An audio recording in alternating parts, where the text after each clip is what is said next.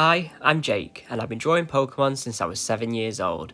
If you're new here, I'm currently making a region called Iopa, which is based on ancient Greece, and today's episode we're exploring an island inspired by Santorini. Santorini is a volcanic island famous for its donkey rides and beautiful sunsets, and it's also known as the Island of Love, so we've got Fakemon and trainers based on this to show you in today's video.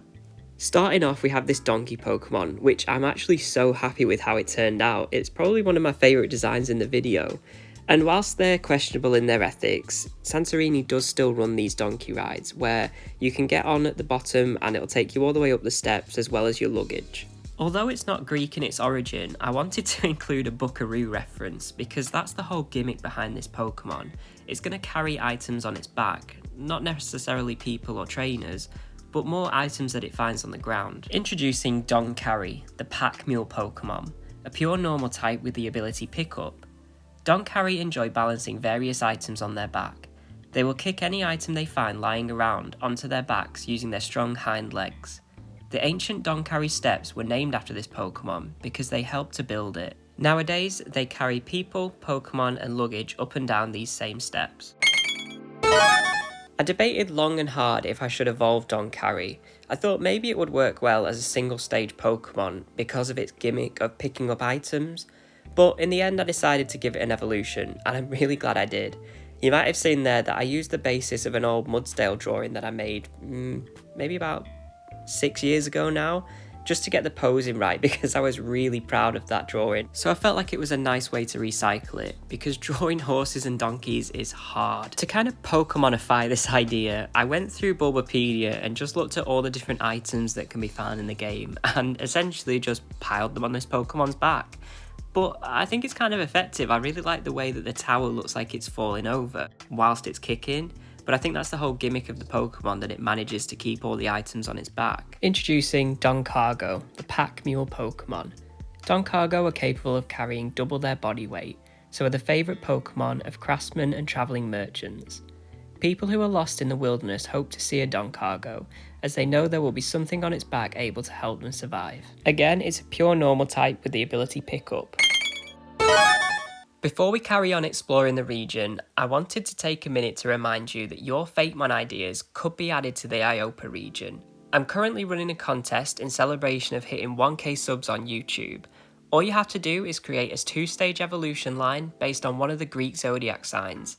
So that means that there's 12 winners and their Pokemon will be added to the region. So make sure that you post or send me your entries before the end of May, although I'm thinking of extending for 1 week. This next evolution line gave me a lot of trouble and is actually the reason why I decided to delay the video by another week. This whole evolution line is based on the fact that Santorini is a dormant volcano and it's filled with volcanic rock formations like the one you can see on the screen, which is called the Heart of Santorini.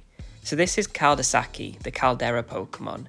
It buries itself under rocks and sand to keep itself cozy and warm. All that can be seen from it is its molten hair flowing above the surface. Underneath its rocky body is a molten core of lava. It appears to glow in time with its heartbeat. It's a pure rock type with the new ability Molten Heart, which would boost the power of fire type moves and lava or magma based moves. The original plan for this evolution line was to be a remake of some Fakemon that I made for my old JSOS region. And I also wanted to include the Molten Heart archetype that I included in an old TCG that I made called Cross Realms. It was actually a really hard theme to mix together into a coherent Fakemon line. The idea of this heart motif mixed in with lava, this feminine character that I was trying to create, but taking the time to reach out to other Fakemon creators and gather feedback and listen to their ideas on the design really helped me to put out something that I'm really proud of. I'll explain all the design inspirations in the final evolution, but for now, here's Volasa, the caldera Pokemon. When they sense powerful emotions of their trainer, Caldasaki will evolve into Volasa. Their molten core swells and breaks through their rocky outer layers. Groups of Volasa will gather on the shores of volcanic islands and look out over the sea. It's a pure rock type with the new ability Molten Heart.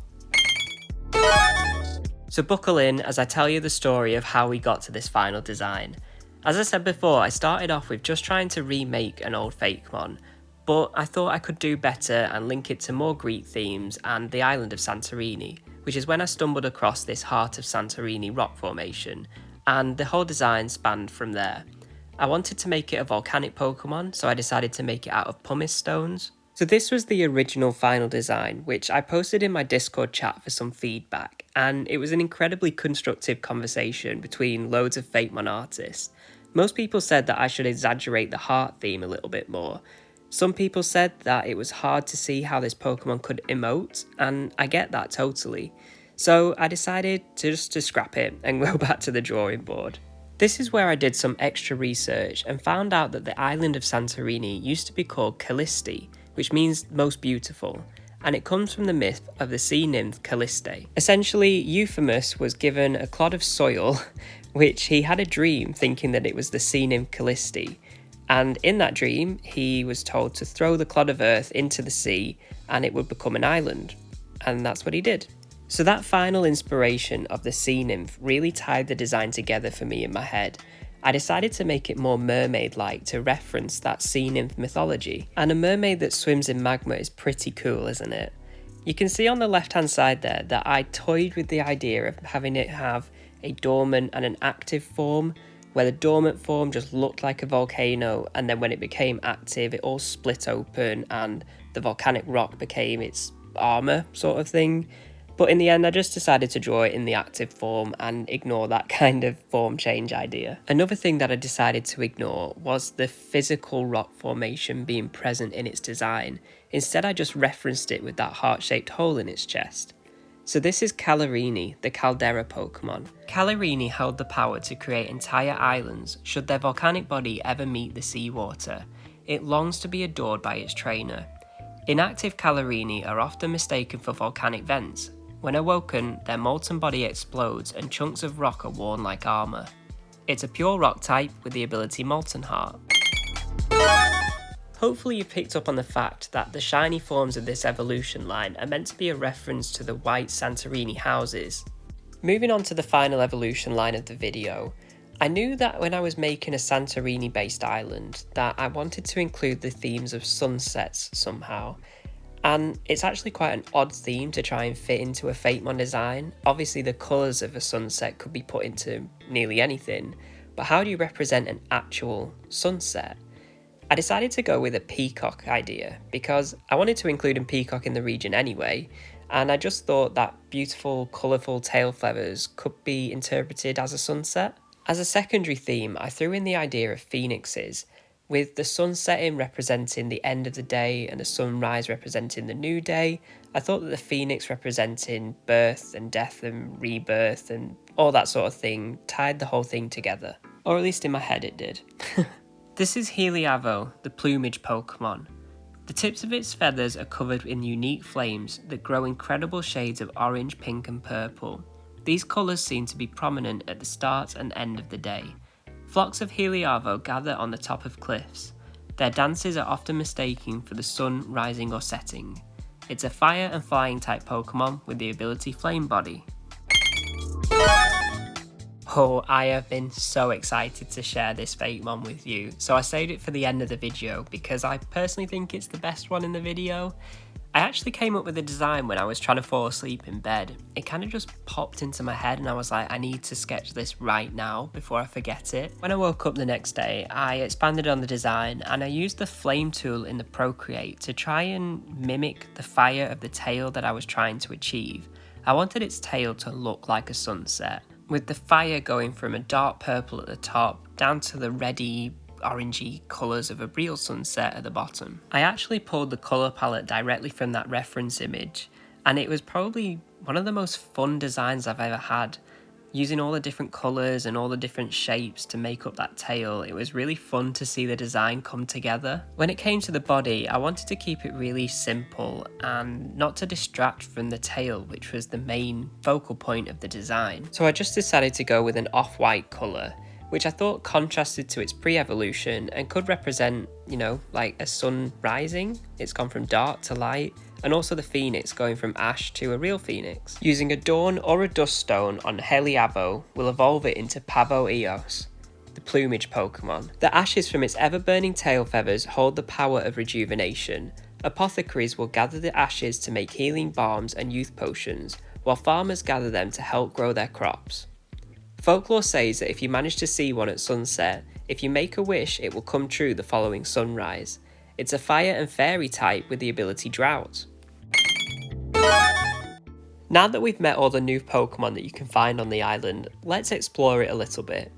The main town of the island is Oasira Town, and it's based on Fira in real life Santorini. It's iconic for those white buildings with the blue domes. Let's just ignore Sutopolis.